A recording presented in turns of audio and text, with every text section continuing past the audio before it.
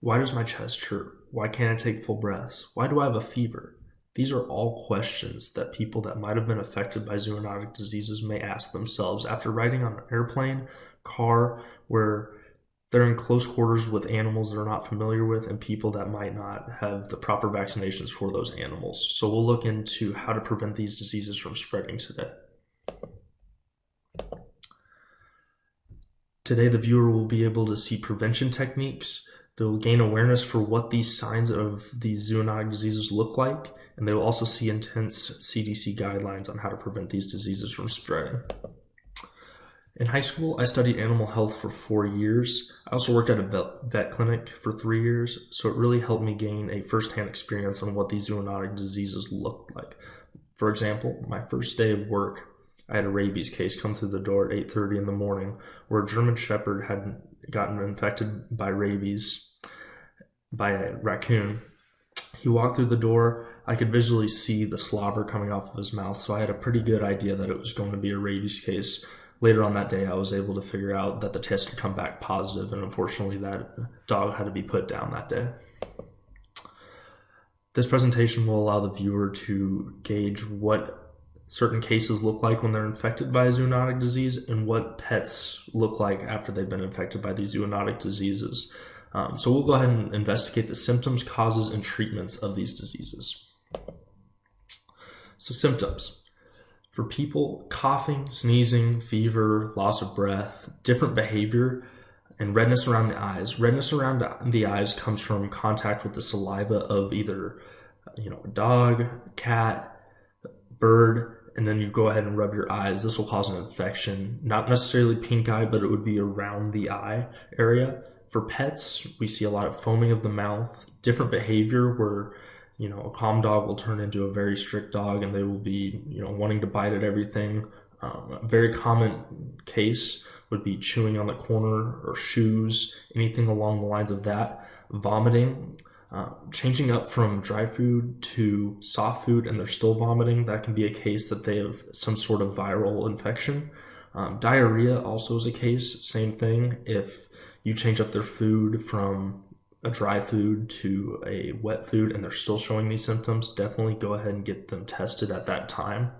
And then intense levels of thirst. If they're going through anywhere, depending on the dog size, 5 bowls worth of water, anywhere above that, that's a good indicator that they've been infected by something, or maybe the antibiotics for that, if they're being cured, is not doing the proper job that it should be. Causes. For people, direct contact. So if you're touching another person or if you touch an object that person later on touches and then they go to eat something, and that can be how the whole circle starts. Saliva, so sneezing, coughing. If you're spitting, you have a weird taste in your mouth, you go ahead and spit that out.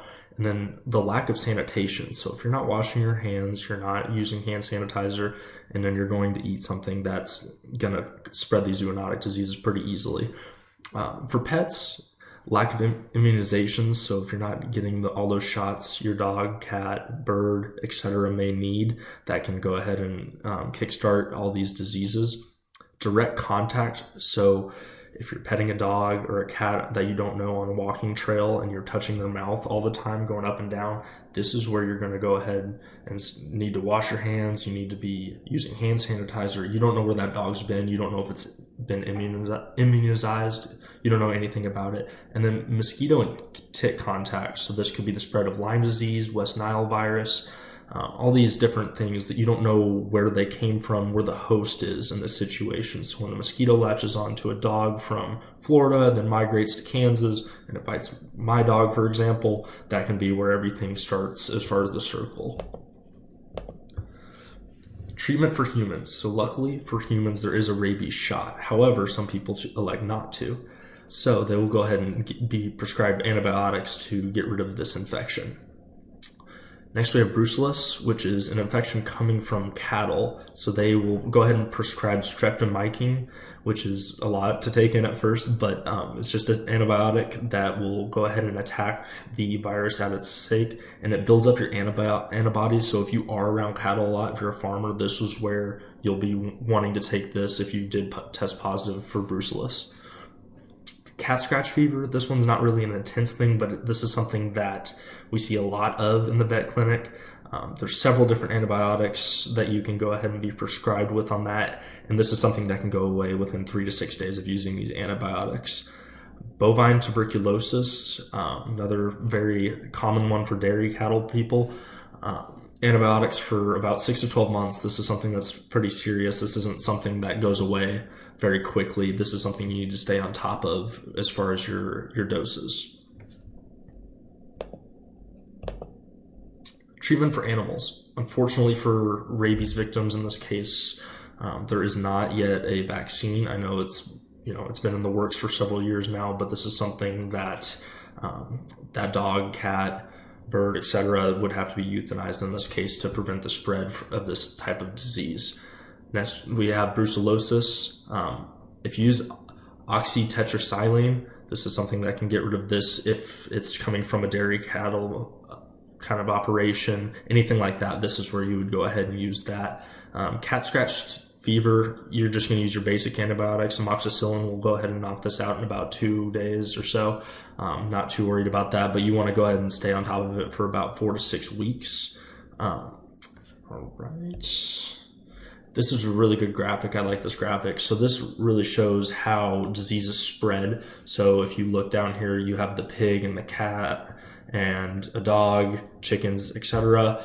This shows the different vectors. So the vectors are going to be the spaces in between the animals and the people. This is just going to show who the hosts are. So if you have a mosquito coming over here and he comes in and gets the cow and bites you, this is where this vector happens, where the mesh happens on that. So next I'll go into analysis on my sources here. So first we had Dr. Johnson, Jet Set Pets. He does a really good job of explaining, basically dumbing down the phrases. For me especially, I'm not used to these antibiotic names. They're pretty long. So he does a really good job of explaining how to use these different antibiotics if you feel like you have been infected or been tested and came up positive for. Next we have Dr. Narauzi. He does a really good journal case study here on that, and he allows you to see graphically how to social distance yourself within an airplane or a car, and just to make sure that you're not spreading anything. Next we have Dr. Entile. He does the passing of zoonotic diseases from animal to humans. So this is basically he does the lab results for how these diseases get transferred. So he will find a mosquito, he'll test it and see, oh, he bit a cat and it went to a dog, and now there's a spread of X disease in Florida. He just wants to see where the host comes from on that. Next we have Mr. Murkowski.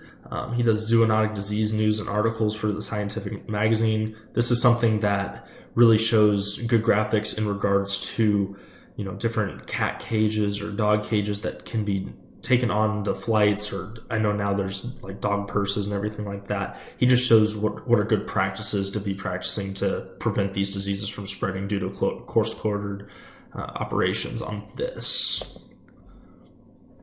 Next we have the National Center for Emerging and Zoonotic Infectious Diseases. This is a very intense website. This doesn't really hold back in regards to what type of diseases we're seeing today. I know, for example, the coronavirus is a very popular topic, and they go into very intense detail on what the symptoms are. Definitely something that I would recommend making sure you're in the right mental state before you clicking on that website there on that. And then next we have the DOH. This is something from the Washington State Department. They've had a lot of infections from viruses here in the past year or so, and they want to know why Washington, why Oregon, why the upper Northwest area. So they've done a really good job of showing you different graphs on why these diseases have spread in that certain area. And then lastly, we have the state of Indiana.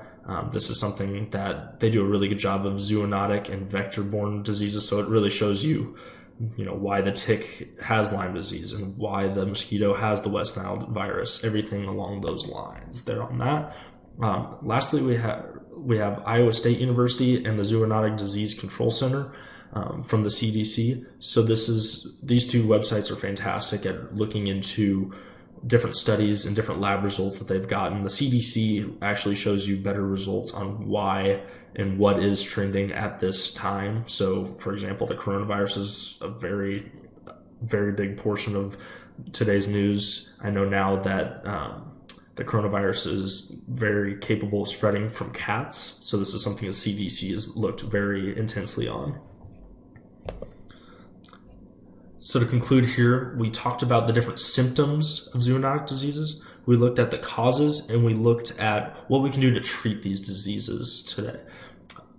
I would go ahead and look at the CDC and look at zoonotic diseases in the subpages there. This will be a very good indicator on what you can do to practice social distancing, what you can do to cure your pets if they do have these zoonotic diseases, and what immunizations you can do to use as a precaution to not spread these diseases. And my challenge for everyone, please, let's decline the slope. The slope's got a pretty good arc right now. If we could just make it almost flatline for the next year, in the next year or so, that would be fantastic. Thank you.